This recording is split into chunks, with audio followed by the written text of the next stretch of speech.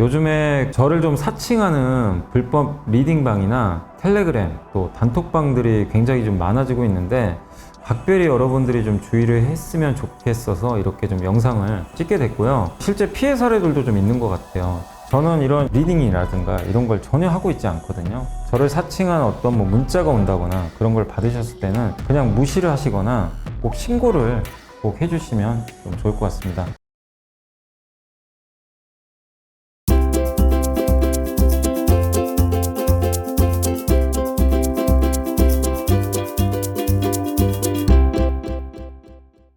네, 안녕하세요. 이베스트 투자증권 염승환 이사입니다. 오늘 2023년 7월 26일 시장 깨읽기 시작을 해보도록 하겠습니다.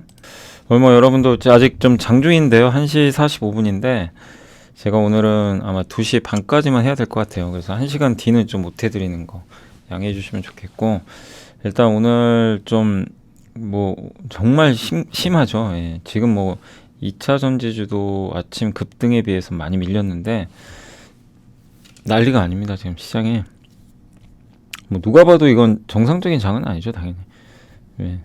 왜냐하면 이제 상승 종목이 100개가 안 돼요. 예, 거의 코로나 때 보는 것 같아요. 그 폭락장 보는 것 같습니다. 특정 업종에 너무 쏠리고 다른 건 주식도 아닌 것 같고 이런 건데, 근데 이런 쏠림은 언제나 있었습니다. 예, 있었어요. 과거에도 저도 기억나는 게 옛날에 언제냐면 새로운 기술, 그때 이제 IT 2000년 버블 터질 때 그때 IT만 갔죠. 그냥 뒤에 텔자 붙이고 컴자 붙이면 그냥 계속 갔습니다. 근데 어떤지 아시죠? 그 끝이 굉장히 안 좋았고, 그 다음에 이제 2007년도에는 사실 그냥 조선주가, 지금 포스코는 그때 철강으로 갔죠. 예, 어마어마한 상승 나왔고, 그 후로 자문사 7공주라는 것도 있었어요. 뭐냐면 옛날에 자문사가 되게 유명했었거든요. 2010년인가 11년 그때 이제 자동차, 특히 차화정 장세였는데 일부 자문사에서 굉장히 이제 자동차 비중 높이면서 수익률이 올라가니까 자문사로 돈이 다 몰립니다. 예, 그러니까 이제 그때 유행했던 뭐냐면, 오늘 이 자문사가 뭐 사나 창고 딱 보거든요. 막 그런 것도 있었고, 되게 유명했어요 그때도. 그래서 자문사 7공주라고 7개 기업만 급등했어요. 이거 항상 쏠림은 있어요. 2년 전에 메타버스도 있었고, 한 3년 전에 삼성전자도 있었고, 늘 있는데, 근데 제가 본 거 중에 지금 이게 제일 심한 것 같아요. 예, 이 정도 쏠림은 저도 본 적은 없습니다. 예, 그래서 2차 전지와 아닌 걸로 나누는데, 근데 분명한 건 옛날하고는 다른 점은 2차 전지 실체가 명백히 있잖아요. 한국이 또 잘하고 있고, 그러니까 이제 막 전기차 시대 오니까. 그래서 변동성은 있겠지만, 예, 과거의 다른 업종과는 다른 것 같고, 예, 근데 그렇다 하더라도 너무 이렇게 단기간에 급등한 건 각별히 조심하셔야 돼요. 경험해봤잖아요. 예, 그리고 오히려 오늘 2차전지 때문에 다른 또 멀쩡한 기업들 폭락하는 경우도 너무 많습니다. 근데 그런 기업들은 너무 두려워하지 마시고, 예, 잘 버텨야 될 것 같아요. 근데 중요한 거는 버티더라도 앞으로 성장하고, 그러니까 지금 시장은요, 성장 안 나오면 그냥 주식으로 인정을 안 해버립니다. 그냥 그런 느낌이에요 지금. 예. 그래서 앞으로 성장도 하지만 주가 빠진 기업들에 대해서는 너무 염려하지 마시고요. 이따가 어쨌든 좀 장이, 제가 일단 보고서 먼저 보여드리고 나서, 예, 또 한번 정리해드리겠습니다. 오늘은 이렇게 보고서 많지는 않고요. 사실 보고서도 많이 안 나왔고, 대부분 이제 기업 위주인데, 기업도 대부분 이제 실적 관련된 거라 겹치는 게 좀 많았습니다. 그래서 오늘 컨텐츠 드라마도 너무 안 좋죠. 폴더블4는 아무도 관심 없죠. 요새 대한통운은 그때 몇 분이 좀 예전에 한번 물어보셔가지고 오늘 보고서가 나와서 한번 소개해드리고, 기가비스 아시죠? 지난주에 공부해봤는데 괜찮더라고요. 기가비스. 예. 그 다음에 KB금융, 하이닉스 오늘 실적 발표했고, 요거는 나온 지 한 일주일 정도 됐는데 다 읽어봤고요. 그 다음에 에너지 트렌드, 예, 파트 1입니다. 그래서 아마 파트 2도 나올 것 같은데, 요런 굉장히 장문의 보고서 꼭 읽고 요약을 할 필요 있습니다. 그래서 조선하고 정유 얘기예요. 예, 근데 이제 에너지 관련한 이제 내용 한번 말씀해드리고 거기서 한국조선해양 그 보고서 중에 있어서 한번 말씀을 드리겠습니다. 자, 일단 이제 넷플릭스가 계정 공유 유료화하고 광고 요금제 도입 효과 나오면서 지금 넷플릭스 2분기 실적 예상보다 크게 좋았고 가입자 수도 증가했어요. 근데 이런 건 좋은데 한국의 드라마 회사는 그냥 거의 망하는 것 같아요 지금. 예. 우리 드라마 안 봅니까? 한국 드라마가 세계 최고거든요. 어떻게 보면 가장 인기가 많은데 그냥 아예 인정을 안 하는 분위기 같아요 지금. 근데 분명한 건 이런 이제 데이터는 여전히 좋다. 예. 그리고 광고 상품이 나왔죠 넷플릭스. 근데 잘 되고 있나 봐요. 그리고 탑10 콘텐츠죠. 넷플릭스 보면 영화 드라마 탑10 나오거든요 순위. 그런데 광고 붙이겠다는 거예요. 예. 그리고 우리나라 드라마 제작사 경쟁력은 뭐 세계 최고 수준이죠. 근데 요새 뭐 광고 경기가 워낙 안 좋고 좀 불황이다 보니까 드라마 줄어드는 거 아니냐 이런 우려감이 너무 큰 것 같습니다. 어쨌든 드라마에 대해서는 좀 중장기적으로 좋게 보자는 의견이고, 근데 지금은 저는 이제 주가들이 워낙 빠졌잖아요. 그래서 이제는 나쁘게 볼 이유가 있을지 모르겠어요. 지금 뭐 이미 다 주가는 곤두박질 쳤기 때문에 이제는 뭐 계속 긍정적으로 봐야 되지 않나. 예, 언제 오를지는 몰라요. 그렇지만 더 나빠질 이유는 좀 없지 않나 싶습니다. 그리고 삼성전자 이제 폴더블 폰이 오늘 공개가 됩니다. 근데 이거 역시도 저는 사실 이번 거는 기대를 좀 하거든요. 왜냐면 일단 첫 번째가 모양이 바뀌었어요. 두 번째는 기대감이 없어요. 그래서 괜찮다고 봐요. 너무 기대하면 안 되더라고요. 근데 어쨌든 올해 1000만 대 정도 아마 만들 것 같고, 예, 저도 하나 구매할까 지금 생각 중이에요. 저도 이제 보고서를 많이 보다 보니까 확실히 그냥 일반 이렇게 스마트폰 보기는 좀 작더라고요. 그래서 폴더블 폰도 좀 고민해보고 있는데 또 이번엔 되게 또 힌지도 바뀌어가지고 꽉 닫히니까 괜찮은 것 같고, 눈높이가 1년 정도 이렇게 뒤로 밀리는 것 같아요. 그러니까 2022년 7월 1년 전에는 올해 판매를 1800만 대 봤고요. 작년 판매를 1300만 대 봤는데 올해 1200만 대 전망이죠. 그러면 22년 수치예요. 이게 전망이 1년씩 밀린 거죠. 그럼 내년에 1800인데 이게 합리적이겠죠. 근데 올해는 어쨌든 변하다. 예, 작년과 다르게 폴드5 물방울 인지 주름도 개선을 했고, 예, 그 다음에 플립5는 화면이 커졌죠. 외부. 그리고 기대감이 낮은 것도 긍정적이죠. 예, 너무 기대하면 또 실망이 크니까. 그래서 미리 선제적으로 좀 급나가죠. 최근에 막 빠지고 있던데, 예, 기대감의 소실이고, 예. 사실 아시겠지만 이제 제일 대표적인 기업이 KH바텍이잖아요. 여기 보시다시피 안 좋아요 최근에. 그러니까 7월 들어와서 급나가고, 근데 미리 좀 올랐어요 여기서. 그때 기억하시죠? 근데 다시 왔어요 다시. 그래서 지금은 아예 기대감이 다시 없어졌고, 다만 얼마나 팔릴지 참 이게 어려워요. 예, 그걸 알 수가 없으니까. 다만 이거 삼성이 지금 사활을 걸고 있다고 하더라고요. 노태문 사장님이, 예, 이제 요게 승부 건 거죠. 예, 워낙 그동안 스마트폰이 부진했으니까. 그래서 잘 좀 팔렸으면 좋겠고, 예, KH바텍은 또 그것만 하는 게 아니잖아요. 신사업도 얼마 전에 시설 투자 공신했고, 어떤 좀 이 폴더블 폰에도 좀 바람이 불었으면 좋겠는데 시장은 관심이 전혀 없다라고 좀 말씀을 드리고 싶습니다. 그리고 CJ 대한통운, 예, 요거는 좋은 건 아니에요. 근데 더 나쁠 게 있겠냐 이겁니다. 이번 2분기 1100억 정도 벌 것 같은데 작년보다는 역성장이지만 뭐 일단 택배 사업 포함해서 양호할 것 같대요. 목표 주가는 좀 낮췄어요. 예, 워낙 주가 떨어져 있으니까. 이것도 내부자들이 좀 샀는데 그 후로 막 그 CJ 그룹 리스크 생겨가지고 그냥 폭락해 버렸죠. CJ CGV. 예, 근데 좀 과도하게 빠진 것 같고, 대한통운이 뭐 자금 지원할 건 아니잖아요. 예. 그리고 지금 해양진흥공사랑 미국의 또 물류센터 이거 돈도 들어가야 될 텐데, 그리고 밸류가 워낙 싸고, 근데 지금 시장은요 밸류 싼 거 인정 안 합니다. 아시죠? 근데 언젠가는 인정받아요. 성장이 나올 때.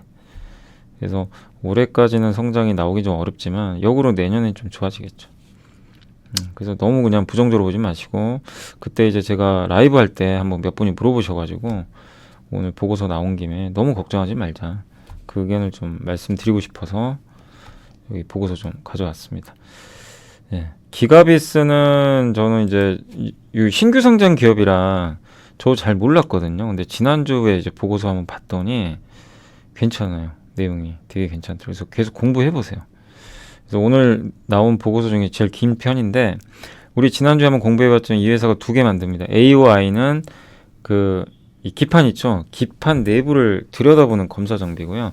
그 안에 뭐가 잘못됐으면 수리해주는 게 AOR입니다. 두 개를 동시에 해요. 그러니까 아예 수리까지 해서 기판 없이 주는 거죠. 플립칩 BGA, 요게 삼성과 대덕전자가 만들죠. 큰 기판. 그래서 여기 이제 절연층 역할을 하는 ABF 수지에다가 구리를 넣어요. 예, 해가지고 이제 층을 만들어요. 근데 이게 점점 고사양화하면서 여러 층이 쌓입니다. 이렇게 층층이. 예. 근데 그런 층들이 많아지면 안에를 더 검사를 해야 되니까 수요가 늘겠죠. 그래서 하나의 층이 이게 레이어는 층이라 그래요. 층. 1층, 2층 할 때 이렇게 보시면 되겠는데 하나의 레이어가 완성될 때 사실 반도체도 층층이 돼 있는 거예요. 여러분들 요만한 CPU 있죠. 요만한 우리 컴퓨터 보면 인텔 CPU 거기에 몇 개 들어간 줄 아세요? 트랜지스터. 우리 옛날에 배웠던 트랜지스터. 예. 사실 눈에도 안 보입니다. 그게 최소 1억 개 이상 들어가요. 1억 개입니다. 그 하나에 칩에 트랜지스터가 아예 보이지도 않아요. 예. 그러니까 그런 층들이 엄청나게 쌓여 있는 거예요. 안에.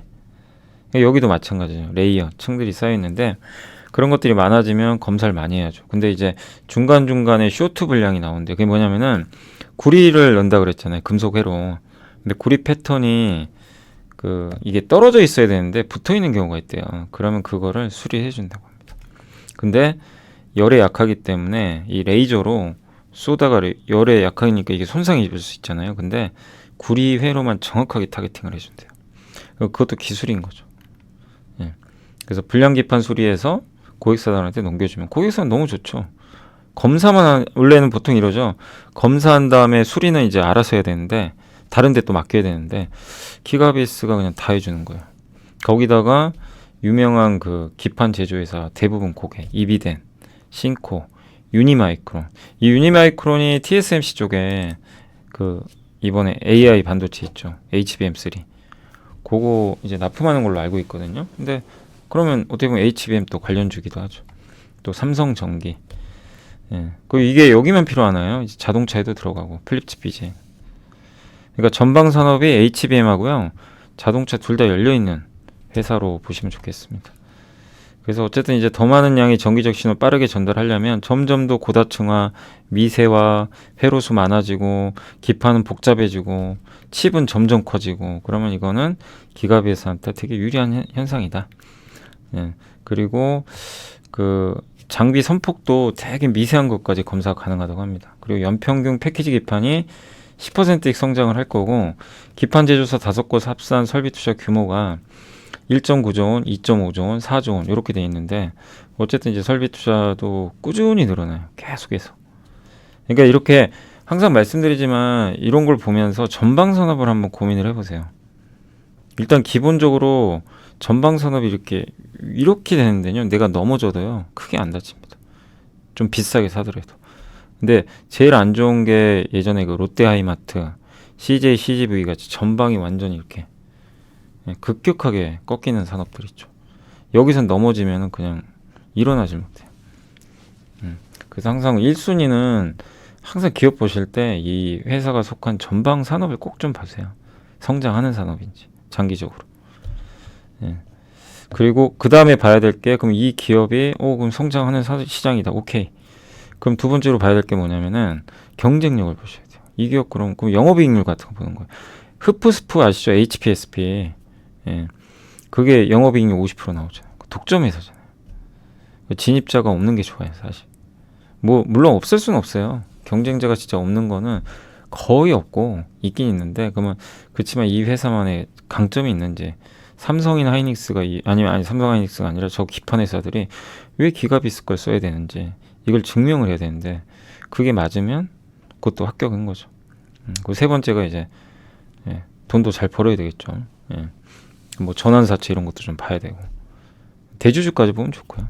근데 어쨌든 경쟁 강도도 크지 않다고 합니다. 왜냐하면 이게 워낙 기술력이 높아가지고 그리고 실적도 좋다고 하고요. 올해 무려 27.8% 성장. 왜냐면 영업이익률 보이세요? 38.7. 약간 흡프스프의 향기가 나죠. HPSP. 예. 근데 이제 이 회사 같은 경우도 영업이익이 올해 반도체 불황인데 잘 나올 것 같아요. 그리고 AI 데이터 센터. 근데 경쟁사 하나 있을 때요. 미국 최대 반도체 회사 중에 하나죠. KLA. 여기가 인수한 회사 하나가 있다고 하는데 아직은 좀 기가비스를 더 좋게 좀 보고 있는 것 같습니다. 왜냐면 KLA 이쪽 매출은 좀 줄더라고요. 그 여기도 적혀 있죠. 흡프스프와 그 파크 시스템즈. 여기가 우리가 작년에 함께 배우기 할 때 발견했던 그 세 개 기억나세요? 넥스틴, 흡프스프, 파크 시스템즈. 예. 작년에 이제 한참 전공정 쪽에서 그죠? 예. 근데 요건 이제 올해 신규 상장 기업이라 여러분도 아마 생소하실 것 같아요. 한번 공부해 보세요. 자료를 꼭 찾아보시고 공부를 직접 해보시면 더 좋을 것 같습니다. 대신 비쌉니다. 퍼가 30배니까 비쌉니다. 뭐 그거는 어쩔 수 없는 것 같아요. 그리고 반도체 기판이 점점 고도화되고 있고 패키지 기판 시장이 이렇게 지금 꾸준히 커질 것 같고 이게 검사 장비 시장이고요. 그 다음 주요 전방 고객사들 설비 투자 이비덴, 싱코, 유니마이크론, 삼성유기, LG노텍, 대덕전자까지 계속 증설하는 거죠. 근데 단 한 가지 이제 염두에 두실 거는 꼭 좀 염두에 두세요. 이 회사가 상장한 지 얼마 안 됐잖아요. 제가 살펴보니까 상장 후 6개월 후에 지분 한 12% 정도 나와요. 다른 거는 그렇게 많지가 않아요. 제일 큰 게 저거예요. 6개월 지나면 지분 보호회수죠. 보통 상장 전에. 그럼 12%면 꽤 큽니다. 그래서 올해 11월 24일이에요. 날짜가. 제가 찾아보니까. 5월 24일 날 상장했더라고요. 그러면 여러분들이 11월 되면 혹시 내가 만약에 기가비스를 투자를 해놨다. 저도 까먹을 수 있어요. 근데 11월 되면은 약간 이제 경계를 하셔야 돼요. 저 물량 나와서 그러면 만약에 또 투자하고 싶으신 분들은 기다리면 되죠. 저 물량 나오면 투자해봐야지. 왜냐면 빠질 수도 있으니까. 근데 그런 거는 어쩔 수 없어. 이건 좀 이제 전략적인 면이죠. 근데 저런 거는 당연히 주주라면 체크하고 계셔야 돼요. 아시죠? 그래서 11월 24일 날 굉장히 많은 물량이 풀릴 수도 있다. 저 물량이 나온다는 게 아니라 6개월이 지나면 이제 팔 수가 있다는 얘기예요. 그럼 팔고 안 팔고 뭐 그 지분 갖고 있는 사람 마음이에요. 뭐 그 사람 마음이라 뭐 그건 알 수는 없어요. 네. 자, 그리고 이제 KB금융은 신한투자증권의 은경화. 이걸 왜 오늘 좀 보여드리냐면 은행주도 너무 무시하지 말자는 겁니다. 정말 왕따주지만 2분기 시장 기대치 12% 상회하는 호실적 발표를 했고요. 그래서 제가 무엇보다 좋게 보는 거는 이 악조건에서도 주주를 위해서 배당이나 자사주 결정을 했어요. 그래서 합치면 주주 환원율이 30%가 넘어갑니다. 그러니까 이거는 박수 쳐줘야죠. 예, 박수 잘했다고 쳐줘야 돼요. 예, 주주 환원율이 우리나라가 너무 낮아요, 진짜. 근데 30% 넘으면 합격입니다, 사실. 근데 KB금융은 그걸 보여줬고 다른 은행도 이렇게 꼭 해주길 바랍니다. 그래서 은행주 중에선 가장 탑픽이다. 배당 수익률이 이제 분기 배당이니까 근데 분기 배당 빼고 그냥 연간 배당으로만 하면 7% 넘어가고요. 연간 5조씩 버는데 PBR 0.3배 정말 말도 안 되는 주가입니다. 그러나 그게 또 현실입니다. 은행주 누가 인정 안 하니까 이렇게 봐주시고 또 SK하이닉스는 실적 발표했는데 그냥 그 한동희 연구원님이 이제 적어주신 거 Q&A 했나봐요. 그래서 직접 좀 적으신 것 같은데 설명 좀 해드릴게요. 2분기 이제 물량 성장 그 가이던스 그러니까 예상이 좀 더 상회한 것 같다. 시장 수요는 아직 안 좋은데 왜 이렇게 물량이 더 늘어났냐? 구매가 출하가 된 거죠. 그럼 3분기도 유지 가능하냐? 네, 봤더니 AI가 좋았다. DDR5 신제품, 그러니까 둘 다 신제품이죠. 그리고 1분기에 의외로 PC와 모바일 고객이 일부 재고를 좀 가져가면서 괜찮았다. 요 내용입니다. 그럼 2분기에 HBM 고대역폭 메모리 매출 비중 DDR5 요거 비중 어느 정도 될 것 같냐? 꽤 높아요. 2분기 전체 대련 매출액이 20% 넘었대요. 깜짝 놀랐습니다. 아니 뭐 5%도 안 된다고 했던 것 같은데 아무튼 20% 상회했다고 하고 그 DDR5 모듈 등 AI 관련 제품들은 작년 대비 올해 매출이 2배 이상. 그러니까 올해 전체로 이제 연말까지 가면 20% 넘을 거예요. 이건 확실한 그 주요 이제 제품이 되는 거예요. 20% 넘으면 굉장한 겁니다. 그리고 생성형 이제 언어 모델 LLM 챗 GPT 같은 거죠. 요걸 위해서 빅테크 회사들이 지금 강력한 투자를 하고 있는데, 그러면은 내년 1, 2분기까지 투자 지속하고, 그럼 내년 하반기에 투자 안 하면 어떡할 거냐. 이것도 우리 걱정해야 되는 거 아니냐. 수요가 줄 수도 있으니까, HBM. 그러니까 뭐 그거는 어느 정도 부정하기 어렵대요. 하이닉스도. 그래, 그럴 수 있다. 다만 근데 24년까지만 보면 장기 계획에 대한 가시성 확보해놨다. 그리고 또 그때 가봐야 된다는 거죠. 그리고 뭐 이 AI 투자만 하는 게 아니라 그 AI로 파생돼서 어플리케이션 투자도 해야 되고, 여기 또 전자상거래 쪽을, 그러니까 챗 GPT를 이용해서요, 우리가 그냥 검색만 하는 게 아니잖아요. 나중에 결제도 할 수 있고 쇼핑할 수도 있고, 그죠? 많죠. 그쪽은 아직 시작도 안 했으니까 폭발력 있다, 이렇게 보고 있는 것 같습니다. 근데 내년 하반기 걱정을 지금 할 필요는 없고요. 그건 좀 너무 앞서간 것 같고. 근데 내년 초에는 걱정은 해봐야죠. 내년 초에 가서는 이제 내년 하반기 거는 한번 고민해봐야 될 것 같고. 그리고 최근 고용량 DDR5 HBM 수요가 강세인데, 향후에 1A 이제 미세 공정으로 만드는, 그러니까 이 D램은 그 좀 저게 부르는 게 좀 다르더라고요. 이제 뭐 파운드리는 5나노, 4나노, 3나노 그러는데, 여기는 1A, 1B, 1C 뭐 이런 식으로. 예. 근데 어쨌든 이쪽에 대한 투자 계획은 어떻게 돼 있냐? HBM이 우선이다. 예, 명확하게 좀 얘기를 해줬고, 낸드는 추가 감사한답니다. 낸드는. 예, 어쩔 수 없는 것 같아요. 낸드 쪽은 더 훨씬 안 좋대요. 우리가 생각한 것보다. 낸드는 수요가 없죠. 왜냐면 모바일에 많이 들어가는데 뭐 스마트폰 잘 안 사니까. 예, 그래서 낸드는, 그러니까 뭐냐면 안 좋은 건 감산을 해서라도 좋게 만들겠다는 의지고요. 좋은 건 투자하겠다는 거예요. 이게 지금 하이닉스의 전략입니다. 그래서 계속 조절하겠다는 거죠. 그리고 시장 내 성장성은 분명하고, 경쟁력, 공급 경쟁력 지속해 나갈 수 있다면 아마 긍정적 효과 나오지 않겠냐, 이렇게 좀 보고 있는 것 같습니다. 그래서 전방시장 전망과 투자 생산 계획인데, 생성형 AI, 그러니까 챗 GPT 쪽이죠. 엔비디아 쪽, 이쪽 수요가 굉장히 빠르고 30% 중반 정도 되고요. 그 다음에 DDR5 HBM3 생산성 위해서 장비 납기 좀 단축할 예정이고, 그 다음 낸드는 더 감산하겠다, 이런 목표인 것 같습니다. 분명한 건 기승절 HBM입니다. 예. 그리고 전반적으로 이제 미래에셋의 김영건 연구원님도 HBM에 관심이 집중됐다, 이 의견이고요. HBM 수요 지속성이 동사 경제 우위. 동사 이제 성장에 대해서는 우려할 필요 없다. 그리고 이제 AI 수요 관점에 지금은 이제 트레이닝 훈련 수요죠. 막 이렇게 인공지능. 그 후로는 이제 본격적으로 시장이 열린다, 이렇게 보고 있고, 고객사가 이제 피드백을 해준 것 같은데 최우수 평가를 받은 걸로 좀 나와 있는 것 같습니다. 수요 약세인 낸드가 좀 가동률 좀 더 조절하겠다, 아까 말씀드린 대로. HBM에 대해서는 더 투자를 하는데 전체 투자 금액은 그냥 유지하겠다. 그러니까 HBM을 더 투자하는 대신 다른 걸 더 줄이겠다는 얘기예요. 예, 그리고 재고 상황은 여전히 높대요. 옛날 제품은. 그래서 그렇지만 하반기 좀 낙관적으로 보는 것 같아요. 하이닉스는 수요 개선될 것 같다. 그래서 PC는 예상보다 좀 괜찮았고요. 수요 개선될 걸로 보고 있고, 모바일도 하반기는 좀 살아난다. 다만 예상보다 훨씬 저조했어요. 그리고 서버 쪽은 생성형 AI, 여기가 이제 HBM, 이쪽은 굉장히 고성장이다. 그래서 낸드는 감산하고 높아진 재고수용 가능성이 여전히 좀 부족하다. 예. 그러니까 아직은 재고가 우리가 원하는 만큼의 낮아지진 않고 있고, 그러다 보니까 감산을 더 할 수밖에 없었다, 요 내용 같습니다. HBM 지금 당장이라도 24, 이게 최상위 모델입니다. HBM3 12층짜리 쌓는 거예요. 우리 한번 배웠죠, HBM3. 그 공급 가능하고, 전년 대비 HBM부터 DDR5 다 합쳐서 2배 이상 성장 가능할 것 같다, 요 내용이니까 참고해 주시면 좋겠습니다.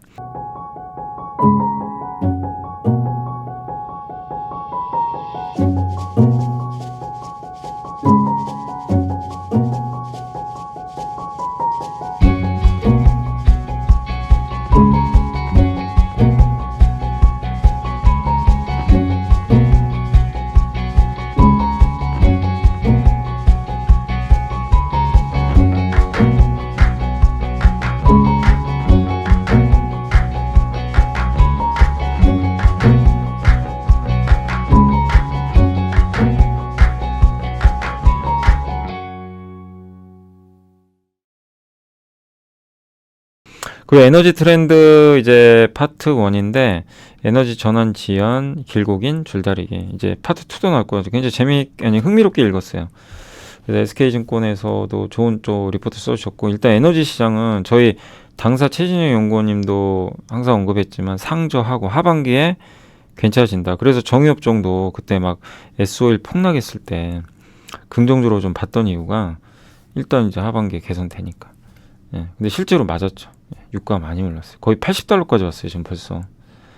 여기선 좀 쉬어갈 수도 있겠지만 어쨌든 국제유가는 상저하고 쪽. 그리고 이제 전략 비축유 바이든은 매입한다고 했고요. 이미. 중동은 유가 빠지는 걸 당연히 원치 않아요. 그래서 계속 개입할 겁니다. 빠지려고 한다면. 거기에 신흥국 수요 증가. 선진국은 어쩔 수 없어요. 안 좋을 것 같아요. 선진국은 둔화, 신흥국이 받쳐주고. 중국은 내수 경기 부양을 이제 할 텐데 그 우랄유라고 있어요. 러시아에서 받는 원유를 우랄유라고 하는데 워낙 쌉니다. 이걸 받아서 이제 계속해서 석유화학도 돌리고 만들고 하니까 경쟁력이 있죠. 다만 최근에 제가 좀 확인한 바로는 러시아 우랄유도 좀 가격이 올라가고 있더라고요. 그래서 중국에서도 좀 이런 석유화학 제품, 그러니까 그 공급은 조금 줄어들 가능성이 있습니다. 네, 근데 뭐 아무튼 우랄유는 더 체크해봐야 될 것 같고요. 그리고 지금 유가 붕괴를 누구도 원하지 않는다고 합니다. 예, 오펙 플러스는 당연히 붕괴되면 안 되죠. 지금 이제 원유 가격 어떻게든 유지해가지고 돈을 번 다음에 다른 산업으로 전환을 하려고 하겠죠. 중동의 미래는 암울해요. 왜 2030년까지는 괜찮아도 그 이후로 지나면 원유 수요는 이제 그 후로는 줄 거거든요. 암울한 거죠. 왜냐하면 뭐 여기 리튬 나오는 국가도 아니고, 그러니까 사우디나 이런 중동 국가는 계속 다변화하려고 할 겁니다. 그래서 우리나라 건설주한테 호재예요, 사실은. 투자 많이 할 거니까. 피팅주 아시죠? 피팅주한테도 호재고. 장기적으로 이런 부분들이. 아무튼 사우디는 감산을 계속 할 것 같고, 또 미국은 옛날에 중동을 집중 관리했는데 오바마 때 피보트 아시아로 바꿔버렸어요. 그러니까 왜냐하면 그 이유는 셰일 오일이 엄청 나오니까 미국에서 굳이 이제 중동에 의존 안 해도 되죠. 야, 어차피 우리나라에서 이렇게 원유 많이 나오는데 중동 신경 쓰지 말고 중동 말고 저기로 가자. 그 중국하고 북한에 집중하자. 그래서 이제 아시아로 가버린 거예요. 그래서 이제 트럼프 때 그 김정은 만났고, 예, 이제 중국이죠. 중국이 타겟인데 어쨌든 지금 중동엔 별 관심이 없는 것 같습니다. 근데 그러다 보니까 중동에 대해서 중국이 이제 끼어들게 하는 거죠. 그래서 이런 조금 수순으로 가고 있고, 그리고 그만큼 이제 미국이 이걸 좀 손을 떼고 있다는 건 그만큼 중동의 그 위치가 많이 약해지고 있다라는 거죠. 왜냐면 원유가 약해지니까 파워가. 하지만 그렇다고 원유가 급락하는 건 아닙니다. 왜냐하면 바이든도 원유 투자를 계속 강조를 해요. 알래스카 지역의 시추 프로젝트, 예, 요것도 지금 계속해서 예, 얘기를 좀 하고 있고, 예. 그리고 3월 7,300만 그 에이커 규모의 멕시코만 신규 원유 개발 부지를 임대하는 등의 전통 에너지원 개발에 좀 적극적인 행보를 보이고 있다. 그러니까 이건 뭐냐면은 원유 이쪽 개발하라는 거예요. 계속. 근데 원유 개발을 하면 이 업체들이 만약에 유가 떨어지면 어떡합니까? 그래서 바이든이 보존을 해주는 거예요. 야, 내가 유가 떨어지면 사줄게. 이거예요. 그게 뭐죠? 전략 비축이요. 그래서 $70 정도 돼요, 그게. 그래서 그때 $70 깨질 때 유가 오를 수 있다.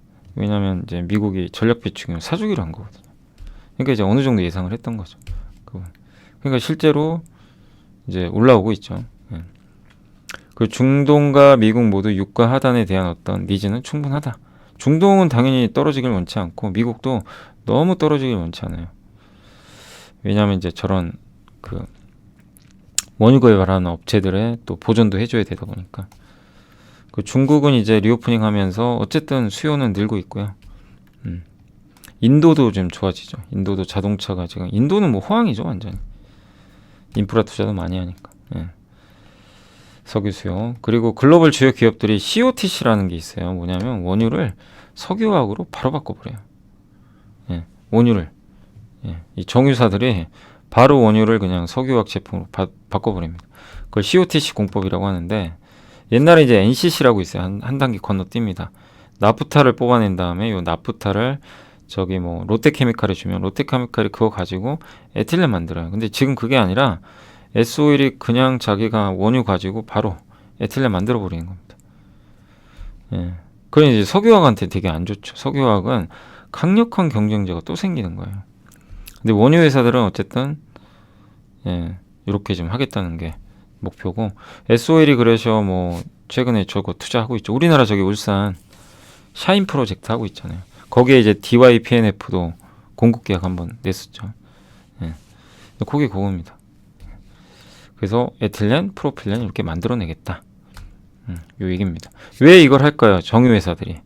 정유회사들은 원유 휘발유로 잘 바꾸면 되지. 왜 굳이 석유화까지 하려고 그러냐? 왜냐? 이쪽 시장이 좋지 않기 때문에 장기적으로 다각화하는 거예요.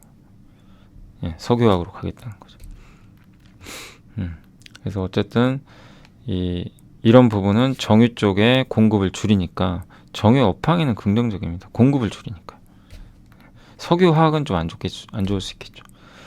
그리고 이제 여기 천연가스 얘기를 해드릴게요. 천연가스는 환경성과 기술력 모두를 충족하는 브릿지 역할을 하는 이 자원이고, 화석연료 맞아요. 근데 이제 탄소 배출이 워낙 적기 때문에 친환경 에너지로 분류돼 있어요. 유럽하고 한국에서.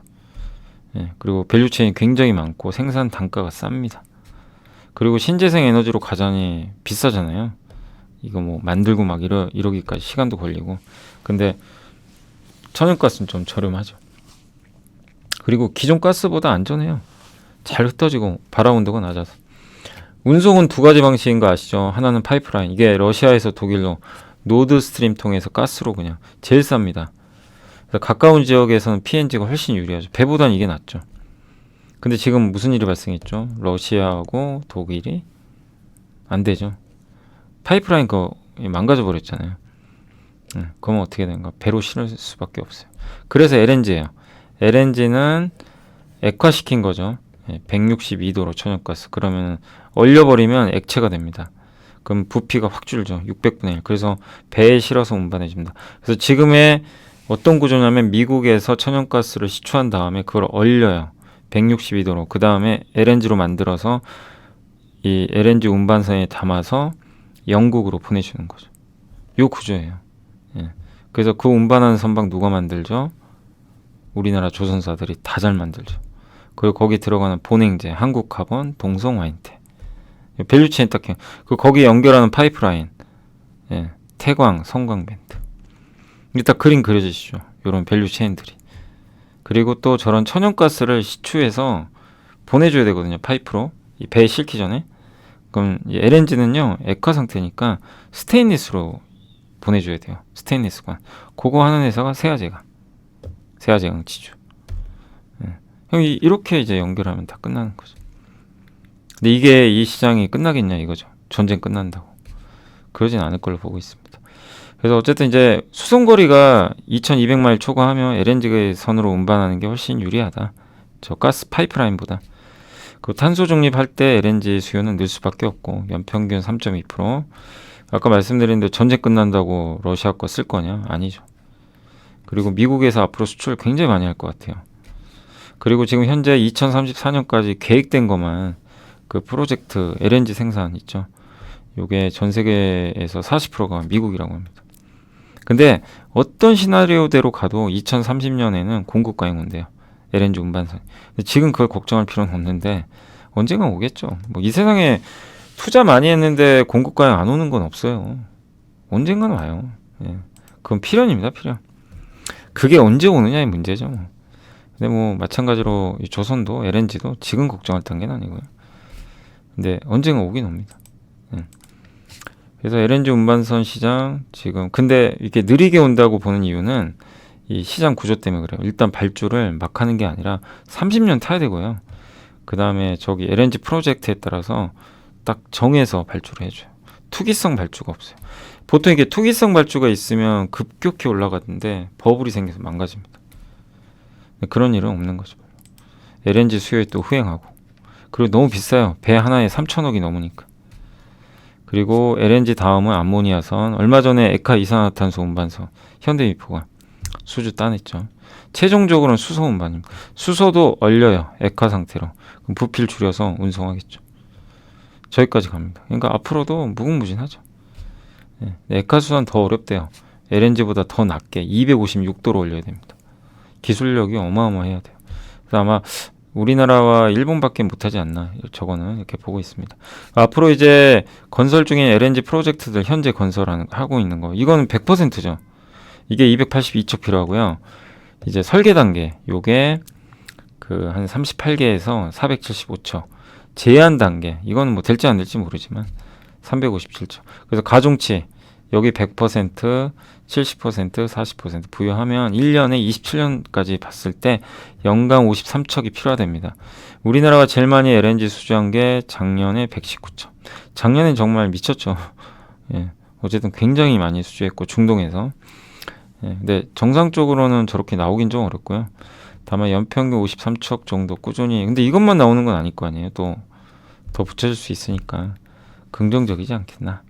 그래서 조선주에 대해서는 여전히 꾸준하게 긍정의 시각 유지하시면 좋을 것 같고, 어쨌든 요겁니다. 가스 비중 계속 늘어난다. 그리고 LNG 운반선 발주 추이입니다. 이 22년도 너무 많았죠. 네, 발주가 수주 잔고 이렇게 늘고 있고요. 그 다음에 요게 필요한 수주 척수, 건설 중 기초 설계 제한, 각각 가중치 줘가지고 합산한 다음에 LNG 수주 잔고에서 빼주니까 요 정도 나온다 라고 보시면 되겠습니다. 그리고 기업으로는 한국조선해양 여전히 뭐 저도 왜 이 기업을 좀 선호를 하냐면, 저도 개인적으로 일단 제일 싸요. PBR이 아직도 한 배도 안 돼요. 아니, 한 배는 가야죠. 아무리 그래도 한 배가 한 저 15만 원 돼요. 아직도 한 배가 안 됩니다. 자산 가치 인정해줘야죠. 그리고 현대삼호중공업 갖고 있잖아요. 근데 현대삼호중공업은 이제 그 상장 안 하잖아요. 그때 안 하기로 했죠. 예전에 올해 초에 작년에 상장 철회해버렸죠. 그럼 비상적으로 남으면 한국조선해양이 수혜를 그대로 받는 거고, 특히 현대삼호중공업이 지금 우리나라에서 제일 잘 나가는 기업이죠. 수주장 목표를 올해 224% 벌써 달성했습니다. 이 밸류를 한국조선해양이 그대로 받는 거죠. 그랬는데 주가는 많이 못 올랐어요. 아직도 한 배가 안 됩니다. 0.9배도 안 되죠. 0.8배? 그래서 근데 여기 보세요. 이때 기억나세요? 이때 7만 원 할 때. 이때 0.7배밖에 안 됐어요. 거의 주가 6배. 6배도 안 됐죠. 5배, 6배인데. 근데도 뭐 주가 안 갔었죠, 그때. 이 조선주도 사이클상 좋다. 성장한다. 이렇게 좀 말씀드리겠습니다. 자, 이제 오늘 보고서는 이렇게 좀 말씀 다 드렸고, 그 어제 거 공시는 WCP 아시죠? 요거밖에 없었던 것 같더라고요. 뭐냐면 그 WCP가 분리막 회사인데, 자회사 중에 그 코팁 분리막 제조하는 회사가 있어요. 요 회사 W스코프 코리아인데, 요거를 아예 이제 돈 주고 사버렸어요. 576억 주고 가져가겠다. 공정 이론을 하겠다. 그러니까 수십 개월을 그냥 자기가 직접 하겠다는 겁니다. 그렇게 해서 기업 가치 올리고 주주 가치 올리겠다. 이 부분은 좀 긍정적이지 않겠냐, 이렇게 또 보고 있는 것 같습니다. 그러니까 단순화 시키는 거죠. 예. 그래서 괜찮은 좀 공시였던 것 같고, 그리고 어제 내부자 매수는 하나갤러리아의 김동선 전무가, 예전에도 한번 김동선 전무가 좀 샀던 것 같더라고요. 근데 1342원에 4700만 원 정도 이렇게 장내 매수 들어왔으니까 이 부분도 한번 참고하시면 좋을 것 같습니다. 아니, 근데 제가 이게 녹화하고 있는 시간에 갑자기 아까 플러스였는데 코스닥이 왜 이러죠? 아이고, 코스피도 폭락을 하고요. 지금 코스닥도 급락을 하네요. 아니, 코스닥 아침에는, 잠깐만요. 일단 지금 시장은 한번 이제 제가 지금 좀 끝내야 돼가지고 좀 죄송한데, 오늘은 이게 나머지 1시간 제가 못해가지고 좀 그건 좀 양해해 주시면 좋겠습니다. 일단 지금 현재 2시 반 기준이에요. 8,600억 정도 외국인이 팔았고, 기관이 한 2,000억 팔았고요. 오늘 개인이 한 1조 정도 샀습니다. 개인 투자분들 여전히 대량 매수하고 있고, 주로 오늘 사는 거 역시 뭐 철강주죠. 예, 포스코 위주로 사고 있고, 오늘은 근데 운수장비도 많이 사네요. 그리고 화학주는 외국인들만 좀 사고 있는 그런 형국인 것 같습니다. 그래서 오늘도 역시 개인의 쏠림이 여전히 굉장히 심한 그런 상황이고, 오늘 섹터 쪽으로는 전 섹터가 다 빠집니다. 유통만 오르네요. LX 네트워크스 여기 빼고는 그냥 다 급락하는 상황이고, 은행 업종은 이제 아시겠지만 KB가 좀 실적이 좋아서 그렇고, 2차 전지 셀은 이노베이션이 아침에 10% 이상 급등했다가 다시 보합까지 왔고, 지금 보니까 2차 전지가 급락세로 전환이 돼버렸군요. 예, 아까 급등하다가 오늘 다 지금 급격하게 좀 무너지고 있습니다. 그래서 뭐 자원개발 포스코 인터도 아까 상한가였거든요. 상 풀렸고, 예, 그러니까 지금 오늘 완전히 시장이 정상이 아닙니다. 이거 뭐 너무나 심할 정도고요. 예, 그리고 반도체 대표주에서는 하이닉스 오히려 삼성전자 지금 올라가요. 반대로. 그러니까 삼성전자는 오히려 회복되고 있는데 2차 전지가 지금 급격하게 좀 꺾이면서 시장 분위기가 굉장히 안 좋은 것 같습니다. 예, 그리고 반도체는 PSK홀딩스 오늘 급등하고 있습니다. 테크윙 이쪽. 그러나 뭐 다 오르는 건 아니고 또 이렇게 급락하는 기업은 또 급락을 하고 있는 그런 상황. 그러니까 뭐 기업마다 다르죠. 인터넷 대표주는 오늘 네이버도 다시 20만 원 깨져버렸고, 조선주도 좀 부진하지만 뭐 이 정도면 훌륭한 거죠. 잘 버티고 있고요. 그리고 해운주는 오늘 HMM만 좀 버티고 있는 상황이고 다 안 좋습니다. 증권업종도 여전히 좀 안 좋고요. 편의점도 오늘 좀 좋지가 않습니다. 오늘 또 GST에는 2만 원까지 깨지는, 참 주가가 너무 싸긴 한 것 같은데 뭐 싸면 뭐 하겠습니까? 뭐 인정을 안 해주니까 좀 답답하고요. 페인트 기업들, 항공주 어제부터 충격받고 있습니다. 예, 오늘도 TA항공. 근데 이거 판단은 잘 해보세요. 제가 봤을 때는 이렇게 너무 부정적으로 볼 필요까지는 없는 것 같은데, 일단 시장은 항공주를 안 좋게 보고 있어요. 일단 시장에서는. 그리고 손해보험은 방어주인데 오늘 뭐 방어주 역할은 못하고 있고, 석유화학 기업들은 SKC가 그나마 좀 선전을 하고 있는 상황인데 오전보다 많이 밀렸습니다. 백화점도 오늘 다 일제히 하락하고 있고, 건설주도 뭐 다 그냥 급격하게 급락을 하고 있습니다. 자동차도 말할 것도 없고요. 예, 자동차도 급락. 다 급락이에요, 그냥. 임플란트도 오늘 안 좋습니다. 임플란트 그 덴티움은 아까 아침에 제가 잠깐 뉴스 보니까 뭐 세무조사 얘기 있더라고요. 한번 확인을 해보세요. 예, 제가 잠깐 뉴스는 봤었습니다.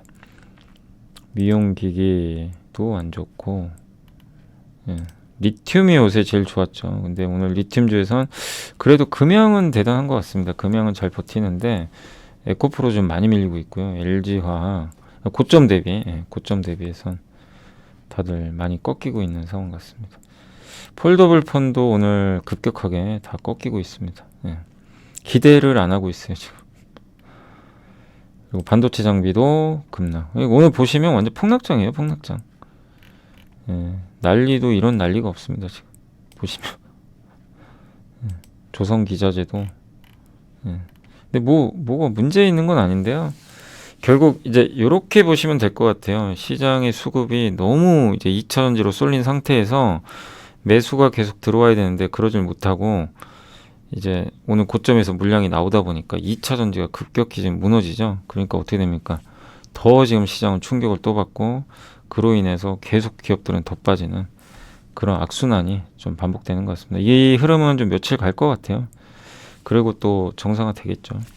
네, 그래서 여러분들이 그런 점은 염두에 두시면 좋겠습니다. 뭐 다른 업종들은 오늘, 그리고 포스코홀딩스가 굉장히 많이 올랐었는데 포스코홀딩스도 지금 3%대로 좀 밀려버렸고, 아니 현대제철은 무슨 죄가 있습니까? 아니 지금 중국은 경기 부양한다고 그러는데 이건 정상은 아니잖아요. 아니 뭐 나빠서 빠지면 이해를 하겠어요. 뭐 중국 경기가 최악이고 부양도 안 하고, 그러면 이제 논리적이죠. 근데 중국 부동산 부양 이제 할 가능성이 높아졌잖아요. 어제 이미 그런 얘기들이 있었고, 그러면 오히려 주가가 올라가야 되는데 급락을 하고 있습니다. 그러니까 이거는 뭔가가 좀 시장이 지금 잘못된 거죠. 그러나 잘못됐어도 뭐 시장이 그러면 그런 거죠. 뭐 어떡하겠습니까? 그죠? 나중에 정상화 되겠죠. 뭐 의류주 만만치 않고요. 의류주도 지금 다 안 좋고, 그리고 전선주 LS도 오늘은 좀 급락합니다. 근데 어제도 말씀드렸지만 LS는 2차 전지로 좀 보긴 그래요. 명확하게 보면. 그죠? 이제 광물은 있어요. 구리 쪽은 있어요. 그 LSM은. 예, 물론 안 하는 건 아닌데 엄밀히 말하면 이제 LS는 전선이죠, 전선. 그래서 뭐냐면 배터리보다도 풍력하고요.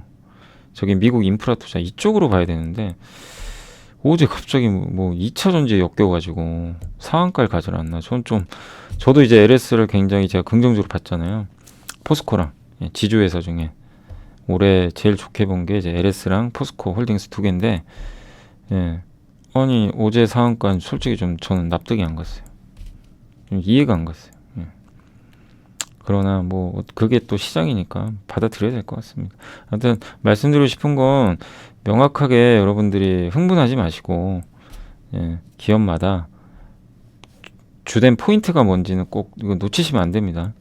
이 기업은 어디가 포인트고 이 기업은 뭐고. 예. 그러니까 사실 이거 어제 한번 우리가 보고서 본 거 중에 엔캠 있죠. 엔캠은 그냥 2차전지예요. 한마디로 엔캠 2차전지예요. 2차전지. 어제 보셨죠? 매출 비중에 97%가 전에. 그러니까 이거는 그냥 누가 봐도 2차전지인데 애매한 기업들이 있어요. 이게 2차전지인지 이게 뭔지, 예, 그런 기업들이 있단 말이에요. 근데 그런 기업들은 여러분들이 명확하게 이걸 좀 분리를 하셔야 됩니다. 예, 그거는 직접 하셔야 될 것 같습니다. 아무튼 그렇고 오늘 엔터주는 어제는 엔터주가 급등하더니 이게 뭐예요? JYP도 어제는 뭡니까? 많이 오른 건 맞아요. 그러니까 너무 올랐어요. 오른 건 맞는데 하루에 또 이렇게 참. 그 다음에 지금 YG는 참 이게 어떻게 될까요? 저 블랙핑크 재계약했으면 좋겠는데. 예. 아무튼 이제 불확실성이 조금 있는 상황이고요. 아직까지. 2차 전지 장비는 오늘 안 좋네요. 네, 2차 전지 장비는 오늘 원준 빼고는 다 좀 급락하는 그런 좀 상황이 펼쳐지고 있습니다. 예, 다 급락하고 있습니다. 지금. 예, 일제히 뭐 아바코도 이제 요게 2차 전지로 좀 요새 기대하는 건데 오늘 급락, DENT 급락, 필에너지, 뭐 하나기술 그냥 가릴 것 없습니다. 다 급락하고 있습니다. 근데 이 중에 또 알짜 기업들은 기회가 오는 거죠. 네. 그래서 너무 무서워할 필요는 없는데 다만 너무 오른 기업은 좀 조심은 해야 될 것 같아요. 네. 그리고 태양광도 안 좋고요. 오늘 LX 일렉트릭은 그냥 폭락하고 있습니다. 그러니까 오늘 어때요? 제가 보시면서 저도 솔직히 모르겠고 완전 비정상이에요 지금. 이거 정상 아니잖아요 이런 시장. 네. 지금 보시겠어요? 상승 종목이 70개입니다. 코스닥. 코스피 40개. 예. 이거 뭐 극도로 지금 뭐, 예, 완전 폭락장이죠. 폭락장이에요. 이유도 없어요. 예. 뭐 미국장이 망가진 것도 아니고 일본은 오히려 오르고요. 중국은 부양책석 나오고 얘기 나오는데 한국만 폭락. 그 이유는 그 시장의 수급의 쏠림이 한쪽으로 너무 치우쳤는데 이게 이제 이 쏠림이 일단 오늘 급격히 쏠렸다가 지금 약간 지금 아직은 몰라요. 장 끝나봐야 되는데 이게 갑자기 흐트러지고 있죠. 예. 2차전지 지금 갑자기 급나가잖아요. 그러다 보니까 여기서 이제 또 수급이 또 매도 나오는 경우는 더 나오게 되면서 장 밀리니까 더 이게 악화되는 그런 흐름이 나오는 것 같습니다. 그래서 내일 오전까지는 이 흐름 이어집니다. 보통 이러면은 좀 이어지거든요. 그래서 투자 좀 주의하시고 그리고 마지막으로 이제 오늘 이제 마무리하기 전에 말씀드리고 싶은 거는 2차 전지든 뭐든 어쨌든 이제 이거예요. 가장 중요한 건 2차 전지 해서 수익 나신 분도 있고 못해서 정말 스트레스 받는 분도 분명히 계실 거예요. 아니면 너무 빨리 팔아가지고 뭐 여러 가지 스타일들이 있겠지만 이번 거를 꼭 교훈은 좀 있어야죠. 성장하는 기업은 결국엔 큰 성과를 주는구나. 그게 검증이 되면. 그래서 계속 여러분들이요. 어디가 성장할까? 수요 성장 산업을 계속 찾아야 합니다. 그래서 저도 지금 계속 보는 거예요. 아까 뭐 조선도 마찬가지고. 네, 계속 찾아보면. 디스플레이 빠졌지만 디스플레이 OLED, 아이패드 쪽, 이쪽도 있었고, HBM, 반도체, 파운드리, 삼성, 전장 부품, 카메라 그쪽, MLCC 되게 많아요. 찾아보면. 예. 뭐가 나올까? 화장품 ODM. 그 다음에 임플란트 끝났을까요? 아닌 거 아직도 있고 엔터도 끝난 것 같진 않아요. 단 이제 주가 너무 올라서 좀 부담은 되고. 근데 그런 걸 계속 찾아봐야 될 것 같습니다. 그게 첫 번째고, 그리고 내가 이제 투자하다가 늦었으면 투자하지 마세요. 너무 올랐을 때. 예. 어떻게 할 방법이 없어요. 그건. 예. 그리고 세 번째가 모르는 거 하지 마시고 뒤늦게 쫓아가서 그냥 남들 사니까 다 쫓아가고 그게 제일 위험한 거죠. 결국 후회밖에 안 남아요. 나중에 잠깐 기분 좋아요. 막 올라가니까. 예. 근데 그건 예. 어쨌든 약간의 운에 편승하는 거잖아요. 예. 그리고 네 번째는 계속 공부하셔야 됩니다. 수요 성장 산업을 알려면 계속 공부해야 됩니다. 오늘 비록 LS가 급락하지만 LS가 저러고 또 끝날까요? 예. LS는 기본적으로 전선 쪽이 있거든요. 그러니까 그 공부를 하면 LS가 어디가 중심인지 알죠. 당분간은 막 급등락하겠지만 그럼 그것도 정확하게 구분을 하셔야 되고. 예. 그리고 지금 이제 오늘 아주 난리가 아니에요. 아무튼 지금 시장이 그냥 난장판이에요. 완전히 뭐 완전 비정상 지금 상황인데, 여기서 지금 앞으로 성장하고 이런 기업들도 오늘 다 급나가잖아요. 그러면 여러분들이 물려 있는 것 중에 기회가 되는 거는 교체해도 돼요. 교체도 하는 거예요. 이렇게 다 빠지니까 교체하긴 되게 좋은 날이에요. 사실. 왜? 내가 평소에 좋게 봤던 기업들도 다 급나가니까. 예, 이제 그런 것까지. 그래서 한번 잘 좀 천천히 시장을 보지 마시고 너무 그렇게 생각하지 마시고 한번 잘 고민해 보시면 좋겠습니다. 아무튼 그동안 2차전지 수익 나셨던 분들은 어쨌든 좀 축하드리지만 변동성엔 되게 유의하시면 좋겠고, 그 외에 또 아직 못 오른 성장주들은 시간 갖고 잘 좀 견뎌내 주시면 좋을 것 같습니다. 아무튼 오늘 시장은 정말 저도 해석이 안 됩니다. 이게 너무 좀 심해가지고, 예, 이게 뭐 보통 이런 장은 거의 없어요. 예, 이런 장이 1년에 한 번 나올까 말까죠. 근데 오늘 어쨌든 나와버렸습니다. 예, 아무튼 오늘 고생들 하셨고, 예, 변동성에 계속 유의해 주시고 시간이 며칠 지나면 조금 정상화 될 겁니다. 그러니까 조금만 더 그거는 견뎌내 주시면 감사하겠습니다. 자, 오늘 저 1시간 먼저 끝냈는데 오늘 좀 죄송하고 저는 내일 또 방송에서 찾아뵙겠습니다. 감사합니다.